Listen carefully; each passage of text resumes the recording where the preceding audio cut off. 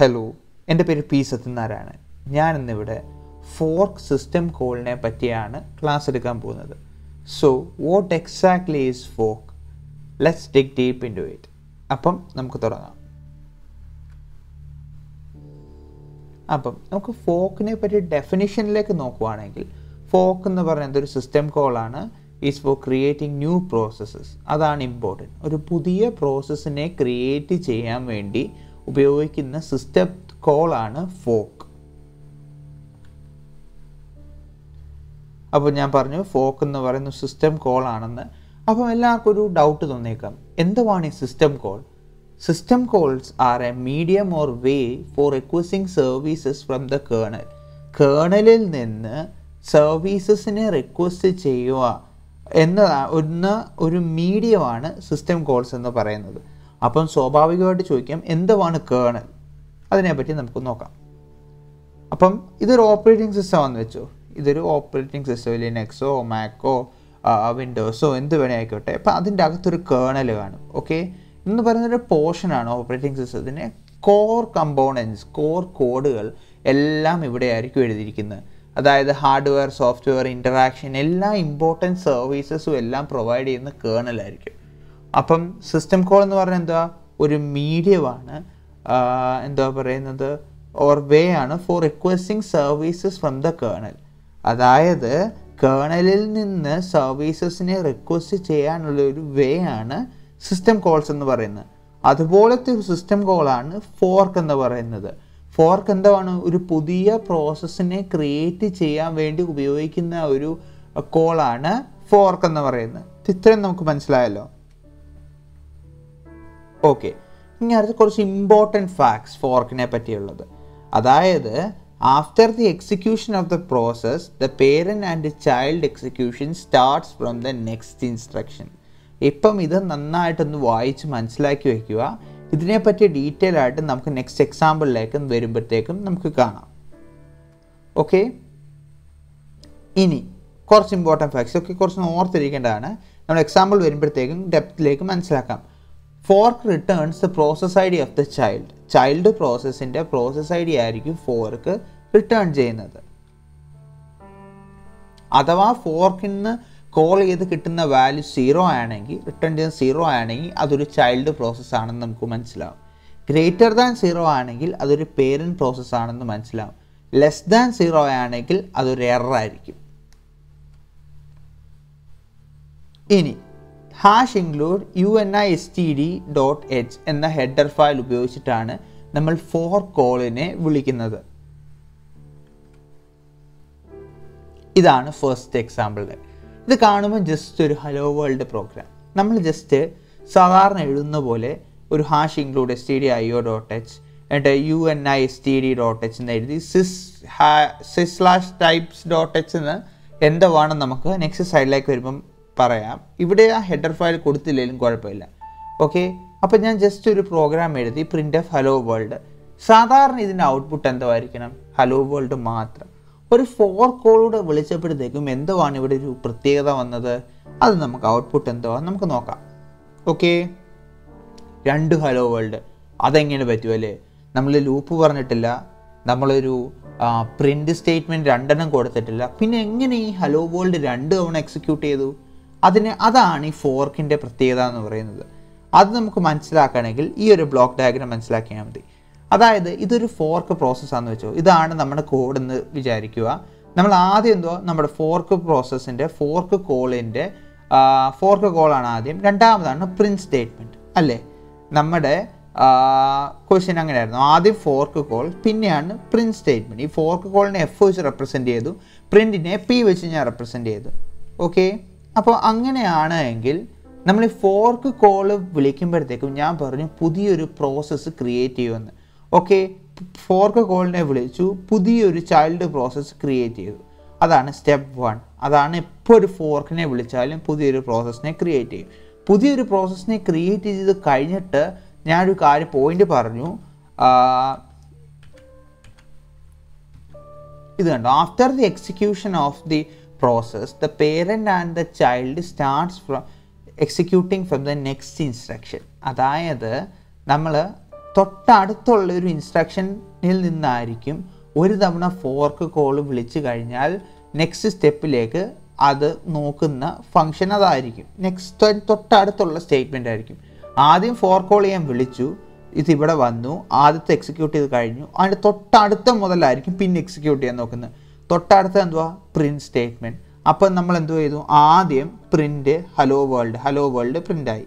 പിന്നെ എന്തുവാ? തിരിച്ച് ഇവിടെ പോകും, അടുത്ത പ്രോസസ്സ് എക്സിക്യൂട്ട് ചെയ്യും, പ്രിൻറ്റ്. ഈ പ്രിൻറ്റ് എക്സിക്യൂട്ട് ചെയ്യുമ്പോഴത്തേക്ക് രണ്ടാമത് ഹലോ വേൾഡ് വന്നു. അതാണ് ആക്ച്വലി ഇവിടെ സംഭവിക്കുന്നത്. ആദ്യം ഒരു നമ്മൾ പ്രോസസ്സ് ക്രിയേറ്റ് ചെയ്തു, ഓക്കെ, നമ്മൾ hello world just main program എഴുതി, അതിനകത്തൊരു ഫോർക്കിനെ വിളിക്കുമ്പോഴത്തേക്കും പുതിയൊരു പ്രോസസ്സിനെ അത് ക്രിയേറ്റ് ചെയ്യും.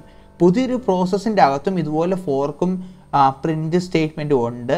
ബട്ട് പിന്നെ അത് എക്സിക്യൂട്ട് ചെയ്യുന്ന പ്രിൻറ്റ് സ്റ്റേറ്റ്മെൻറ്റിൽ നിന്നായിരിക്കും. കാരണം ഫോർക്ക് ഒരു തവണ എക്സിക്യൂട്ട് ചെയ്ത് കഴിഞ്ഞാൽ പേരൻ്റ് ആണെങ്കിലും ചൈൽഡ് ആണെങ്കിലും തൊട്ടടുത്തുള്ള സ്റ്റേറ്റ്മെൻ്റ് ആയിരിക്കും പിന്നെ എക്സിക്യൂട്ട് ചെയ്യുന്നത്. അപ്പോൾ ഇത്രയും മനസ്സിലാലോ? അതുകൊണ്ടാണ് 2 പ്രിൻറ്റ് സ്റ്റേറ്റ്മെൻറ്റ് വന്നത്. ഓക്കെ, നെക്സ്റ്റ് 2 ഫോർക്ക് കോൾ വന്നാൽ എന്ത് ചെയ്യപ്പം നമുക്ക് നോക്കാം. നേരത്തെ പോലെ തന്നെ നമുക്ക് ഗൈഡഡ് ആയിട്ട് പോവാം. അപ്പോൾ എന്ത് ചെയ്തു? ആദ്യം ഒരു നമ്മുടെ പ്രോസസ്സ് P1, ഓക്കെ, P1ൻ്റെ അകത്ത് ഒരു ഫോർക്കുണ്ട്. നമ്മൾ ഈ ഫോർക്കിനെ വിളിച്ചു, ഓക്കെ, ഫോർക്കിനെ വിളിച്ചപ്പോഴത്തേക്കും അതിൻ്റെ നെക്സ്റ്റ് സ്റ്റേറ്റ്മെൻറ്റിലേക്ക് വന്നു, അതും ഫോർക്കാണ്. അവിടെയും ഫോർക്ക് കോൾ നമ്മൾ ചെയ്തു, ഓക്കെ. ഈ ഫോർക്ക് കോൾ ചെയ്തപ്പോഴത്തേക്കും പുതിയൊരു പ്രോസസ്സ് ക്രിയേറ്റ് ആയി. ഈ പുതിയൊരു പ്രോസസ്സിൻ്റെ നെക്സ്റ്റ് സ്റ്റേറ്റ്മെൻറ്റ് എന്താ വന്നത്? പ്രിൻറ്റ് സ്റ്റേറ്റ്മെൻ്റ് ആണ് വന്നത്, അല്ലേ? തേർഡ് സ്റ്റെപ്പ് ഇതാണ്. അപ്പോൾ എന്ത് ചെയ്തു? ഒരു ഹലോ വേൾഡ് പ്രിൻ്റ് ചെയ്തു. പിന്നെ അത് തിരിച്ചു പോയി അടുത്ത സ്റ്റേറ്റ്മെൻറ്റ് ഇവിടെ വരുന്ന ഏതാ? Print statement. ഇതും പ്രിൻറ്റ് വന്നു, പ്രിൻറ്റ് ചെയ്തു, അടുത്ത ഹലോ വേൾഡ് വന്നു, ഓക്കെ. എന്നിട്ട് നമ്മൾ തിരിച്ചു പോയി ഇതിനെ നെക്സ്റ്റ് വന്നിരിക്കുന്ന അടുത്തൊരു ഫോർക്ക് കോൾ ഇവിടെ ഉണ്ട്. ഈ ഫോർക്ക് കോളിനെ വിളിക്കുമ്പോഴത്തേക്കും ഇത് രണ്ടും കഴിഞ്ഞു, അതിൻ്റെ അടുത്തുള്ള പ്രിൻറ്റ് സ്റ്റേറ്റ്മെൻറ്റ് അതാണ് ചെയ്യുന്നത്. അതായത് അടുത്ത ഹലോ വേൾഡ് വന്നു, അല്ലേ? എന്നിട്ട് ലാസ്റ്റ്ലി തിരിച്ചു വന്നിട്ട് ലാസ്റ്റ് പ്രിൻറ്റ് സ്റ്റേറ്റ്മെൻറ്റ്. അപ്പോൾ എന്ത് ചെയ്തു? അടുത്ത ഹലോ വേൾഡ് വന്നു. ഇച്ചിരി കോംപ്ലിക്കേറ്റഡ് ആണെന്ന് തോന്നും, ബട്ട് നമ്മളൊന്ന് ഇരുന്ന് ചിന്തിക്കുവാണെങ്കിൽ നമുക്ക് മനസ്സിലാക്കാൻ പറ്റും. ഈ ആരോ ഡയറക്ഷൻ നോക്കി, ഈ ആരോ ഞാൻ ജസ്റ്റ് പോയിന്റ് ചെയ്തിരിക്കുകയാണ്. ഇത് ഈ ഫോർക്കാണ് കോൾ ചെയ്ത് പോകുന്നത്, ഓക്കെ. അതൊന്ന് ശ്രദ്ധിക്കുക, ജസ്റ്റ് ഒന്ന് ഇരുന്ന് നോക്കുക. ഇതാണ് പേരൻറ്റ് പ്രോസസ്സ്. ഒരു തവണ ഫോർക്ക് ക്രിയേറ്റ് ചെയ്യുമ്പം ഒരു പുതിയ ചൈൽഡ് പ്രോസസ്സിനെ ക്രിയേറ്റ് ചെയ്യുമെന്നാണ്, അത് ചെയ്തു. പക്ഷെ അതുപോലെ തന്നെ ഇവിടെ ഒരു ഫോർക്ക് കോൾ ഉണ്ട്. അപ്പോൾ വീണ്ടും ഒരു ചൈൽഡ് പ്രോസസ്സ് ക്രിയേറ്റ് ചെയ്തു, മനസ്സിലായില്ലേ? എന്നിട്ട് നെക്സ്റ്റ് കണ്ടപ്പോൾ പ്രിൻറ്റ്, കുഴപ്പമില്ല, ഫോർക്ക് കോൾ ഇല്ല, അതുകൊണ്ട് നമുക്ക് ചെയ്യേണ്ട ആവശ്യമില്ല, പ്രിൻറ്റ് ചെയ്തു, ഓക്കെ. എന്നിട്ട് തിരിച്ചു പോകണം. തിരിച്ചു പോയിട്ട് ഇവിടെ എന്തോ ചെയ്തു? ഇവിടെ ഒരു പ്രിൻറ്റ് സ്റ്റേറ്റ്മെൻറ്റ് ഓൾറെഡി ഉണ്ട്, അത് നമ്മൾ നോക്കണം. അപ്പോൾ എന്തോ ചെയ്തു? അത് പ്രിൻറ്റ് ചെയ്തു. എന്നിട്ട് തിരിച്ചു വന്നു, ഇവിടെ ഒരു ഫോർക്ക് കോൾ ഉണ്ട്. അപ്പോൾ ഫോർക്കിനെ വിളിച്ച് എപ്പോഴും നമ്മൾ എന്തോ ചെയ്യണം? ഒരു ചൈൽഡ് പ്രോസസ്സിനെ ക്രിയേറ്റ് ചെയ്യണം, ഓക്കെ. അപ്പം ചൈൽഡ് പ്രോസസ്സിനെ ക്രിയേറ്റ് ചെയ്തു, ലാസ്റ്റ്ലി വീണ്ടും പ്രിൻറ്റ് ചെയ്തു, 4 അതുപോലെ 3 ഫോർക്ക് കോൾ ആകുമ്പോൾ എന്തോ 8 എണ്ണം വരും. അങ്ങനെ കൂടിക്കൊണ്ടിരിക്കും, മനസ്സിലായില്ലേ? ഇതാണിത്. ഇച്ചിരി ബുദ്ധിമുട്ടാണെന്ന് തോന്നും, ബട്ട് ഒന്ന് ഇരുന്ന് ചിന്തിച്ചാൽ ഈ സാധനം വളരെ എളുപ്പവും വളരെ രസകരവുമാണ്, ഓക്കെ. ഇതാണ് അതിൻ്റെ ഔട്ട്പുട്ട് വന്നത്. 4 ഹലോ വേൾഡ് വന്നു, ഓക്കെ. ഇനി next printing process I D. അതായത് ഓരോത്തിനും ഓരോ പ്രോസസ് ഐഡിയകളുണ്ട്, അല്ലേ? ഓരോ പ്രോസസ്സിനും ഓരോ പ്രോസസ് ഐഡിയകളുണ്ട് എന്ന് നമുക്ക് മനസ്സിലായി, ഓക്കെ. ഈ പ്രോസസ് ഐഡിയകളെ എങ്ങനെ നമുക്ക് പ്രിൻറ്റ് ചെയ്യാം എന്നതിനെ പറ്റി നമുക്കിപ്പം നോക്കാം, ഓക്കെ. ഒരു പ്രോസസ് ഐഡിയ പ്രിൻറ്റ് ചെയ്യണമെങ്കിൽ നമുക്ക് എന്ത് വേണം? അതിൻ്റെ ഗെറ്റ് PID ഗെറ്റ് PPID എന്നുള്ളൊരു കോൾ വെച്ചിട്ടാണ് നമ്മളൊരു പ്രോസസ് ഐഡിയെ പ്രിൻറ്റ് ചെയ്യുന്നത്, ഓക്കെ. ഇനി അഥവാ നിങ്ങൾക്ക് ഇതിനെ ഒരു വേരിയബിളിലേക്ക് സ്റ്റോർ ചെയ്യണമെങ്കിൽ ആ വേരിയബിളിൻ്റെ ഡേറ്റ ടൈപ്പിൻ്റെ പേരാണ് PID_T. ഇത് ഉപയോഗിക്കണമെങ്കിലാണ് നമ്മൾ sys/types.h എന്നുള്ള ഹെഡർ ഫയൽ ഉപയോഗിക്കേണ്ടത്, മനസ്സിലായില്ലേ? ആദ്യം ഞാൻ ജസ്റ്റ് എഴുതിയിട്ടെന്നേ ഉള്ളൂ, ജസ്റ്റ് ഒന്ന് പരിചയപ്പെടുത്താൻ വേണ്ടി. ആദ്യം ഫോർക്ക് ഉപയോഗിക്കുമ്പം അത് ഉപയോഗിച്ചില്ലെങ്കിലും കുഴപ്പമില്ല, ഓക്കെ. അപ്പോൾ അത് മനസ്സിലായല്ലോ, ഓക്കെ. അപ്പം PID_T PID ചെയ്യുന്ന വെച്ചാൽ നമ്മൾ ഇതിൻ്റെ ഒരു ഡേറ്റ ടൈപ്പിൽ നമ്മൾ പ്രോസസ് ഐ ഡി ആണ് സ്റ്റോർ ചെയ്യാൻ പോകുന്നത് എന്ന് പറയാൻ പോവാണ്. എന്നിട്ട് നമ്മളെന്തോ ഇൻറ്റിജർ വെച്ചിട്ട് ജസ്റ്റ് PID PPID ഇട്ടു. അപ്പോഴത്തേക്കും പ്രോസസ് ഐ ഡി, പേരൻറ്റിൻ്റെ പ്രോസസ് ഐ ഡിയും ചൈൽഡിൻ്റെ പ്രോസസ് ഐ ഡിയും നമുക്ക് പ്രിൻറ്റ് ചെയ്ത് കിട്ടും, ഓക്കെ. അത് വലിയ കൺഫ്യൂഷനൊന്നും ഇല്ലല്ലോ, ഓക്കെ. അപ്പം നമുക്കൊരു പ്രോബ്ലം നമുക്കിങ്ങനെ ചെയ്യാം. Program to create two processes. One parent process must bring odd numbers up to limit n. At the same time, child process must bring even numbers up to n. Also print the process ID. ഇതെങ്ങനെ ചെയ്യാവുന്നതാണ് നമ്മൾ നോക്കാൻ പോകുന്നത്. Okay, അപ്പം നമ്മൾ question കണ്ടു. ഇനി നമുക്ക് പ്രോഗ്രാം ചെയ്യാം. അപ്പം ഇതാണ് നമ്മുടെ question. Program to create two processes. One parent process must bring odd numbers up to limit N. അപ്പം നമുക്ക് എന്ത് ചെയ്യാം, just step by step program ചെയ്യാം. ആദ്യം എല്ലാ ഹെഡർ ഫയൽസും നമ്മൾ ഇൻക്ലൂഡ് ചെയ്യുക. stdio standard input output library. പിന്നെ എന്തുവാ, നമ്മൾ ഫോർ കോൾ ഉപയോഗിക്കുന്നുണ്ട്. So uni std.h. മറ്റേ കമാൻഡ് നമ്മൾ ഉപയോഗിക്കുന്ന ലൈക്ക് sys-/types.h ഇപ്പം നമ്മൾ ഉപയോഗിക്കുന്നില്ല. അത് വെച്ചിട്ട് വേണമെങ്കിലും ചെയ്യാം. ബട്ട് എനിവേ നമുക്ക് തുടങ്ങാം. ആദ്യം നമ്മൾ ഇൻമെയിൻ കൊടുക്കുക. ഇൻമെയിൻ കൊടുത്തിട്ട് നമുക്ക് എന്താണെങ്കിലും ഒരു ഇൻറ്റിജർ ലിമിറ്റ് വേണം. ഓക്കെ, ലിമിറ്റ് വേണം, ഒരു അറേ വേണം, സ്റ്റോർ ചെയ്യാം. ഡൈനാമിക്കലി ഞാനിപ്പോൾ ചെയ്യുന്നില്ല, ജസ്റ്റ് ഞാനിപ്പോൾ എഴുതി. പിന്നെ നമുക്കൊരു ഫോർ ലൂപ്പിനെ ഐട്രേറ്റ് ചെയ്യാൻ ഒരു വേരിയബിൾ വേണം. പിന്നെ എഫ് റിട്ടേൺ എന്ന് പറഞ്ഞാൽ ഫോർ കോളിൻ്റെ വാല്യൂ റിട്ടേൺ ചെയ്യാൻ, ഇത് സ്റ്റോർ ചെയ്യാൻ വേണ്ടിയുള്ളൊരു വേരിയബിൾ കൂടെ വേണം. വേരിയബിൾസ് എല്ലാം നമ്മൾ ഇനീഷ്യലൈസ് ചെയ്തു. ഇനി നമുക്ക് ലിമിറ്റിനെ സ്കാൻ ചെയ്യാം.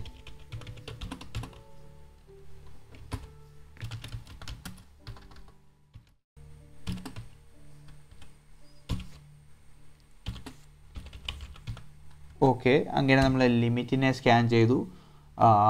ഓക്കെ, അപ്പോൾ ഇനി നമുക്ക് അറേയിലെ എല്ലാ വാല്യൂസും സ്റ്റോർ ചെയ്യണം. അപ്പം നമ്മൾ ചെയ്യുക.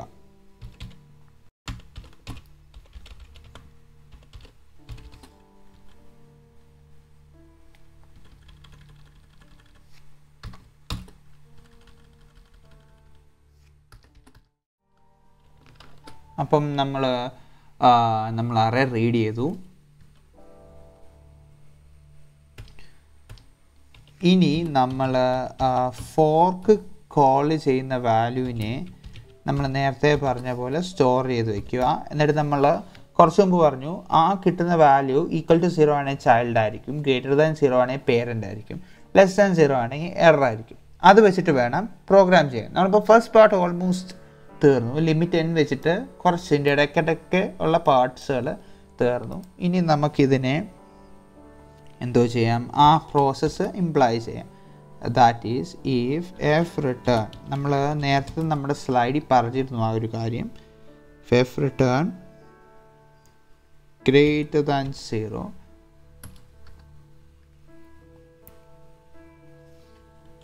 പേരൻറ്റ് പ്രോസസ് ആകും.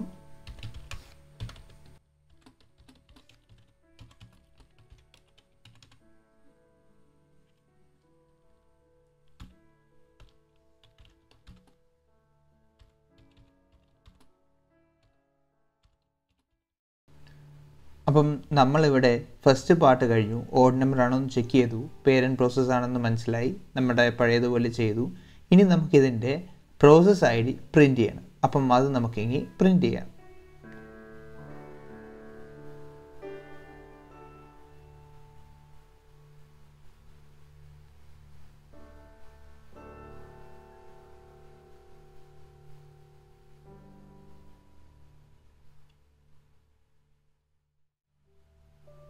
ഓക്കെ, അപ്പം നമ്മൾ ഇത്രയും ഫസ്റ്റ് പാർട്ട് കഴിഞ്ഞു. ഇനി നമുക്ക് ഇതുപോലെ തന്നെ ഇതിൻ്റെ എൽസ് പാർട്ടും എഴുതാം.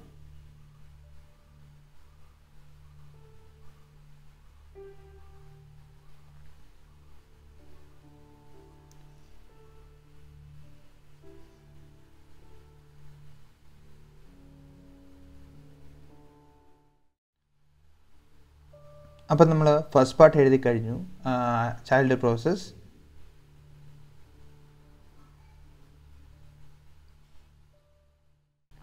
അപ്പം ഇത് ഇത്രയും കഴിയുമ്പോഴത്തേക്കും നമ്മുടെ ആ സെക്കൻഡ് പാർട്ടും എന്തുവാ വേണ്ടതെന്ന് എല്ലാം കഴിഞ്ഞുകൊണ്ടിരിക്കുകയാണ്. ആക്ച്വലി ഇത് ഞാൻ മണ്ടയ്ക്ക് കോപ്പി പേസ്റ്റ് ചെയ്തിരിക്കുകയാണ്. അത് ഇപ്പം നമ്മളിപ്പം എഡിറ്റ് ചെയ്തിട്ട് അതിപ്പം റെഡിയാക്കും. ഓക്കെ, അതിപ്പോൾ ശരിയായി. ഓക്കെ, അപ്പം നമുക്കിപ്പം ഇഫ് പാർട്ടും എൽസ് പാർട്ടും രണ്ട് പാർട്ടും ശരിയായി.